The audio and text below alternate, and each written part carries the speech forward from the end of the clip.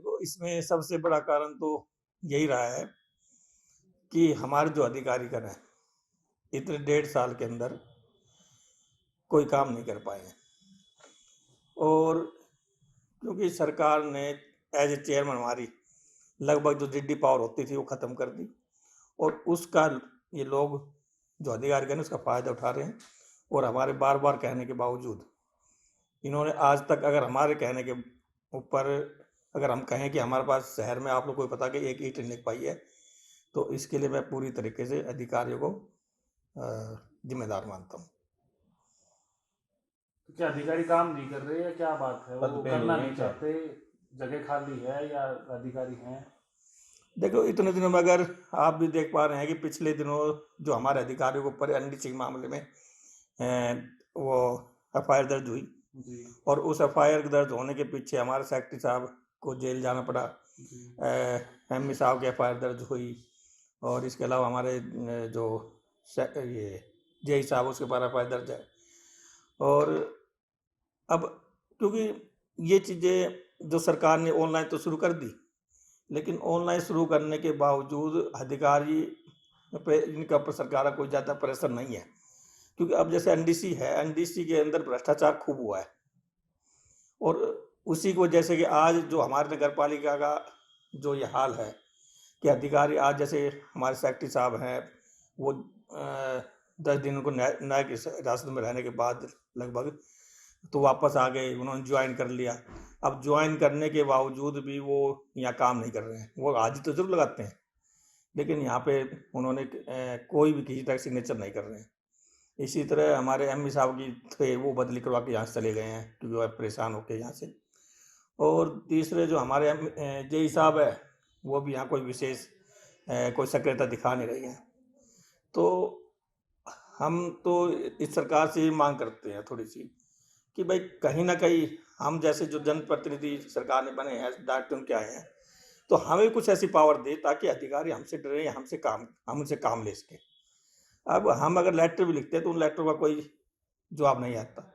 अब जैसे अभी पिछले दिनों जैसे अगर हमारे जब एनडीसी का मामला हुआ था, तो उस विषय में भी हमारे सेक्रेटरी साहब ने कि भाई जैसे जेई साहब लगभग 1 महीने नहीं आए यहाँ कमेटी के अंदर एफआईआर दर्ज होने के बाद, उसके सरकार के पास भेज दिया था कि लेटर कि भाई जेई साहब नहीं आ रहे तो उस पर क्या कार्रवाई की जाए। उस कार्रवाई का भी कोई फर्क नहीं हुआ। इसी तरह मान लो आगे भी हमारे जैसे सेक्रेटरी साहब जैसे मानते हैं कि भाई जैसे मुझे पता चला है कि जो न्यायिक हिरासत में कोई कर्मचारी रह जाता है तो 24 या 48 घंटे के अंदर अंदर वो सस्पेंड माना जाता है ऑटोमेटिक। लेकिन अब उनका भी कोई ऐसा लेटर जारी नहीं हुआ कि भाई आप सस्पेंड है या बहाल है और वो आके यहाँ बैठे हैं। लेकिन वो खुद कन्फ्यूज है इस मामले में कि वो सस्पेंड है बहाल है, तो इसलिए वो काम नहीं कर रहे हैं।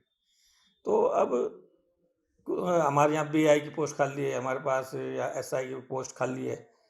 तो कुल मिला के हमारा जो सिस्टम है ना काफ़ी बिगड़ा हुआ है, और हम इन चीज़ों खुद परेशान हैं कि शहर में हम बहुत चाह रहे हैं काम हो, लेकिन हम चाहकर भी शहर में विकास कार्य नहीं करवा पा रहे हैं। बात करें आपके हाउस की, तो किसी प्रकार का आपके ऊपर कोई पॉलिटिकल दबाव या फिर आपके आपस में ना बनती हो, जैसे पहले मन मुटाव हुआ करता था, आपके हाउस की तरफ से आपको सपोर्ट है? यानी पूरा हाउस इस मामले अगर शहर के विकास के लिए माने तो पूरा हाउस एकजुट है। कोई भी एक ऐसा पार्षद या कोई नहीं चाहता कि शहर विकास में, वो खुद सभी पार्षद बहुत परेशान है इस चीज़ से कि शहर में वो काम नहीं कर पा रहे हैं। तो चेयरमैन साहब, जो आपने बताया कि सचिव साहब आगे हाजिरी लगा रहे हैं और काम नहीं कर रहे हैं, तो इसकी आपने आगे कोई कंप्लेंट वगैरह दायर की या क्या किया, उस पर क्या करा? अभी जैसे पिछले दिनों हमने जो हमारे पास डीएमसी साहब है यहाँ पे, तो वो नई मतलब कि एडिशन लगे हुए थे, तो वो यहाँ बैठ के ज़्यादा काम भी नहीं कर रहे थे। तो अभी हमारे 2 दिन से हमारे जो नए डीएमसी जैसे एडीसी मैडम वैशाल सिंह को चार्ज दिया गया है, तो 2 दिन से मैं उनके संपर्क में हूँ कि कॉल भी की थी मैंने कि भाई मैं मिलना चाह रहा हूँ आपसे और इस विषय में मैं उनसे बात करता। लेकिन अभी काम की व्यवस्था के कारण उन्होंने कहा भी 1-2 दिन से आज हमारे टीसी गुप्ता जी वहाँ से चंडीगढ़ से आए हुए हैं, तो सभी अधिकारी की मीटिंग ले रहे थे, तो वो नहीं कर पाए। लेकिन 1-2 दिन में मैं इन सभी स्थिति से उनसे मिलकर अवगत करूँगा। एक आपने बताया कि स्टाफ की कमी, तो स्टाफ की कमी को लेकर आपने क्या कार्रवाई की? स्टाफ के लिए तो हमने अपने जो भी जैसे अभी हम कहते हैं कि स्टाफ की कमी नहीं है फिलहाल, कि अभी हमारा स्टाफ फुल है। कि हमारा अगर मान लें तो जेई साहब हमारे पास हैं, एमई साहब की बदली हो चुकी है, दूसरा एमई साहब का ऑर्डर हो चुका है, लेकिन वो एमई यहाँ पे अभी हमारे यहाँ ज्वाइन नहीं किया उसने। और तीसरा जेई एमई सेक्रेटरी बीआई हमारा एडिशन लगा हुआ है, पटवारी हमारा एडिशन लगा हुआ है। लेकिन अब सभी चीज़ें यही है कि इस तरह से जुड़ गई है कि वो नाम के नाम के मात्र काम के नहीं अधिकारी कर रहे। के या काम नहीं हो पा रहा है। तो अभी नगर पालिका के पास कितना बजट है, क्या वो शहर के डेवलपमेंट के लिए पर्याप्त है? देखो मैं ये पर्याप्त तो हम ये तो नहीं कह सकते नगर पालिका के पास बहुत ज़्यादा बजट है, लेकिन फिर भी हम कुछ अगर हम बात करें अभी हमारे पास जैसे कि स्वामित्व योजना के तहत हमारे पास कुछ पैसा दुकानों से मिला है। इसी तरह कुछ पैसा हमने जो पिछले जो टेंडर हुए थे उन टेंडर को कैंसिल करके हमारे पास कुछ पैसा इकट्ठा हुआ है। तो अब हमारे पास लगभग 14-15 करोड़ के आसपास नगर पालिका में बजट है, उससे हम विकास कार्य करवा सकते हैं। लेकिन कुछ चीज़ें हमारे पास ऐसी भी हुई कि जैसे कि हमारी डोर टू डोर सफाई की व्यवस्था बहुत बुरे हालात में है, उसके लिए हमारी 2 महीने से फाइल या डीएमसी ऑफिस में पड़ी हुई है, लेकिन उस समय के जो डीएमसी थे उन्होंने उस पर साइन नहीं किए और वो उनके साइन नहीं होने की वजह से वो हम इसका टेंडर नहीं करवा पा रहे हैं। इसी तरह हमारे 11 अट्टा बाजार की स्थिति है कि इस 11 अट्टा बाजार की फाइल भी यहाँ से हमने अपने फाइनेंस कमेटी में पास करके नारों से चंडीगढ़ ऑफिस में गई थी पंचकूला, लेकिन वहाँ से वो उस पर कुछ ऑब्जेक्शन लगकर वो फाइल पिछले कुछ दिनों मतलब लगभग महीने 1.5 महीने पहले वापस आ गई।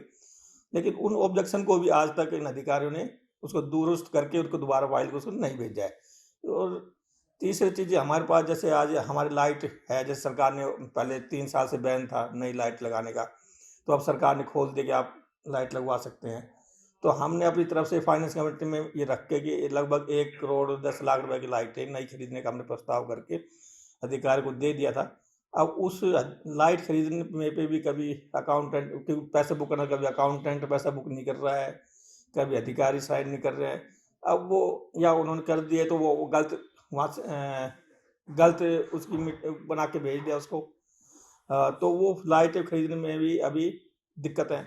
इसी तरह अभी हम अगर ये तो चलो बड़ी चीज़ें है, लेकिन आपको ये जानकारी भी थोड़ी बहुत चीज़ें होंगी जो हमारे यहाँ अधिकारी बैठे हुए हैं कि अभी आप देखो हमारे छोटे छोटे बिल भी अगर हम कहते हैं मानने कि अगर यहाँ में मार्केट से अगर 10 रुपये की चीज़ खरीदने के लिए कोई चला जाए तो मार्केट में कोई कमेटी के नाम से कोई चीज़ उधार देता, क्यों देता कि यहाँ कोई भी अधिकारी उनके पैसे बिल पास नहीं करता।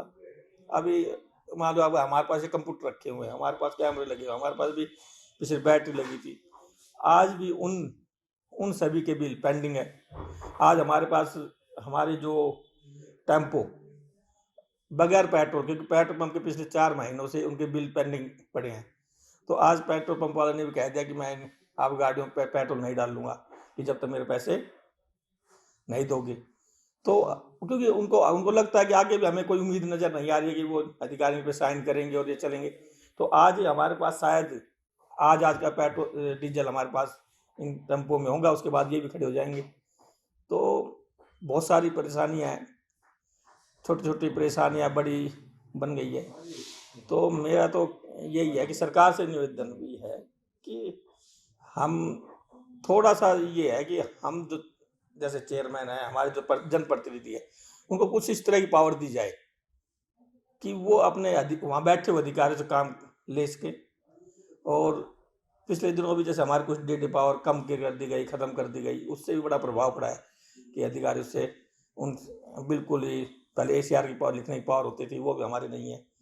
तो बगैर डीडी पावर के, बगैर ACR पावर के अधिकारी काम नहीं कर रहे हैं।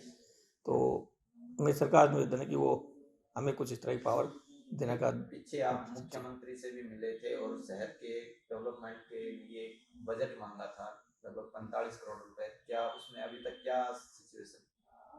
नहीं, जो हमने 45 करोड़ का बजट मांगा था उस पर आज तक कोई कार्रवाई नहीं हुई, तो उसमें अभी कोई आगे बात नहीं बढ़ी।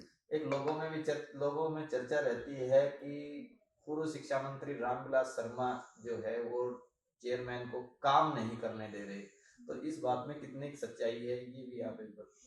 नहीं, ये सब मिथ्या बातें हैं, इन बातों में कुछ नहीं रखा है। राजधानी रामविलास शर्मा जी पूरी तरह चाहते हैं कि शहर में विकास हो, और उसमें इसमें मुझे आज तक इन्होंने जब भी हमें पूरी तरह इसका सपोर्ट मिला है, लेकिन अब वही बात आती है कि थोड़ा अधिकारीगण अगर काम ना करे तो वो भी क्या कर सकते हैं। तो अब तो ये सरकार, मैं तो बार बार फिर भी अपना मुख्यमंत्री जी से, सरकार से ये कहता हूँ कि चेयरमैन को कुछ जरूर पावर दे।